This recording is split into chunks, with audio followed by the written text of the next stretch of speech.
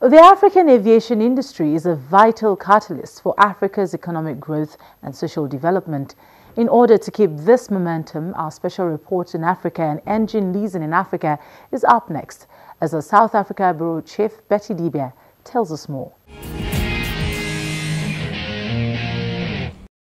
At the center of the discussions was the state of play in Africa's aviation industry. Challenges faced in aircraft leasing as well as the airline finance and operating environment in Africa.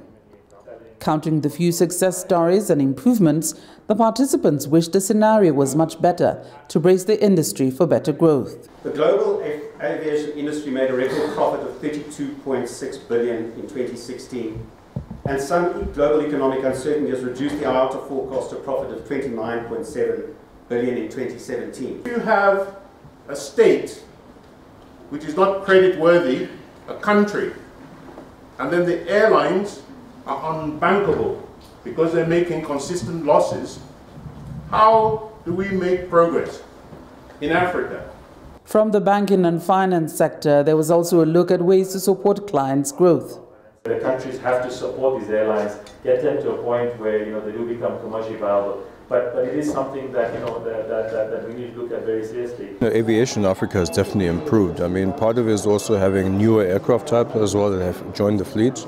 Like we heard about earlier on as well in some of the conference speeches, the airline crew, the cockpit crew, in terms of training standards, are also getting higher and higher. There's more oversight by the civil aviation authorities, Department of Transport. So the level of quality and safety in terms of the personnel alone is also increasing. We then asked how come Africa's airlines or the industry as a whole still struggles despite the improvements.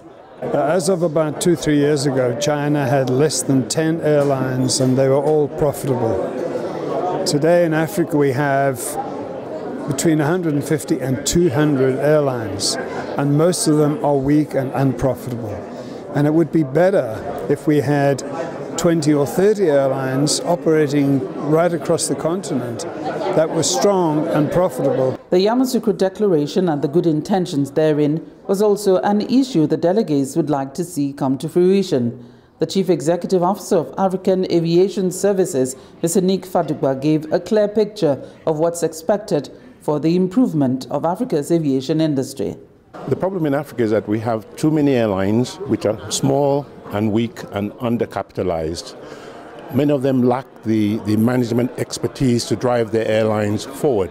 So we would like to see more airline cooperation across Africa, because the competitors to African airlines are not within Africa. They're the foreign airlines from Europe and the Middle East. The 26th African Aviation Summit ends this Wednesday, the 10th of May, on which day delegates look at areas such as aircraft and engine maintenance, court processes to deleverage airlines and address cost structure issues, as well as the financial perspective of creating a viable airline business plan.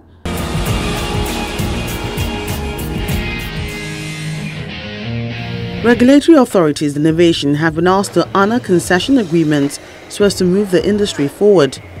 This is according to the chairman of Courtney Aviation Services Limited, Dr. Wani Babalaki. He calls for the transparent concession of Nigeria's airports, noting that it's the only solution to obsolete airport infrastructure, lack of critical facilities, and stagnancy in the industry. The number of challenges we have as a nation makes infrastructural development something we should leave to the private sector. They are still at the stage where so many things require government input. What we need to do is put it in the private sector. But the private sector does not operate properly subjectively. The Nigerian Christian Pilgrim Commission says it's seeking to ensure that pilgrims have a better deal whenever pilgrimages are organized. At a 3-day summit for tour operators, the Executive Secretary of the Commission, Uja Tor Uja, believes a partnership with private operators is necessary to accomplish the task. Meanwhile, the private tour operators say they are not happy that a supposed regulator is also organizing pilgrimages. I want all the governments and the agencies to assist the CPOs, the Christian pilgrimage operators, to stabilize, to grow and to function maximally. We want that in the next 5 years, we should have up to 500 or more CPOs in Nigeria.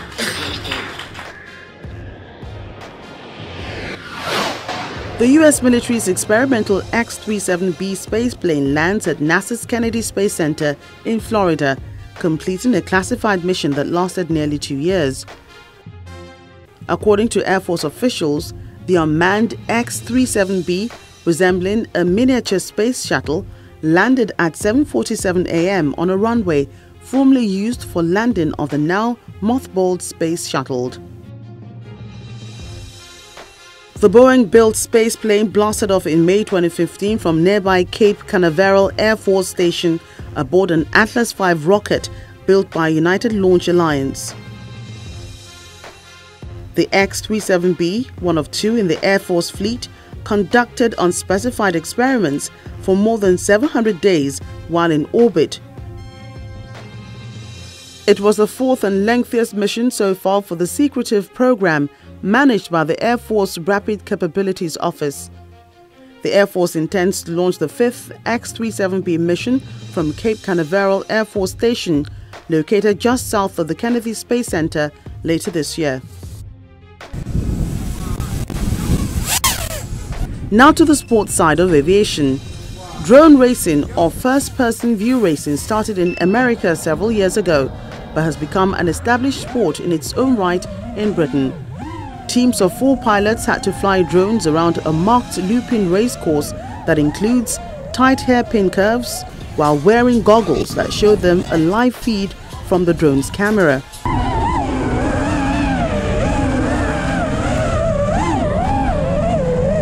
First-person view controllers allow the drone pilots to see where they are flying, with speeds exceeding 60 miles per hour. It certainly can get the heart pounding and takes a lot of skill to maneuver the circuit. Safety is a big issue. Due to that, each drone is inspected prior to racing in a fail-safe check, and every pilot has to show they are insured.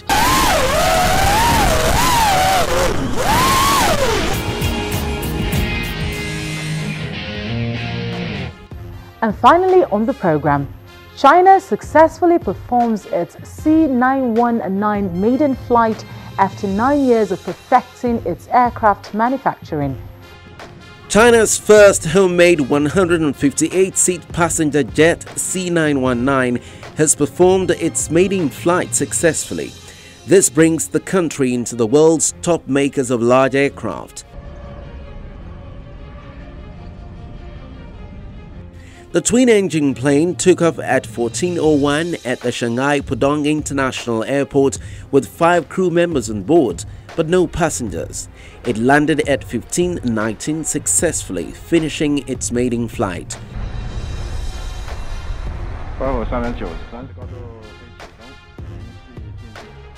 The cruising altitude of the flight was about 3,000 meters with a speed at about 300 kilometers per hour. The test flight is regarded as a milestone for the Commercial Aircraft Corps China (COMAC), the Shanghai-based manufacturer of C919.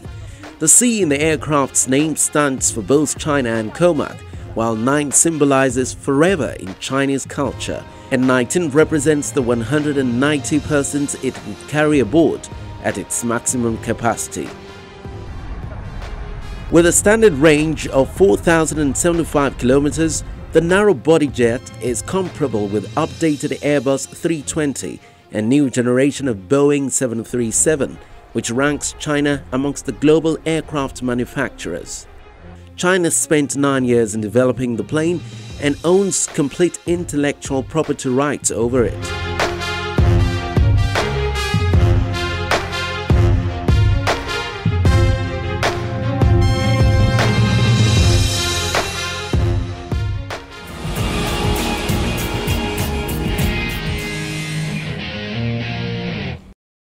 And our flight stops here. We would like to hear from you. Please send in your comments to our social media portal showing on your screen.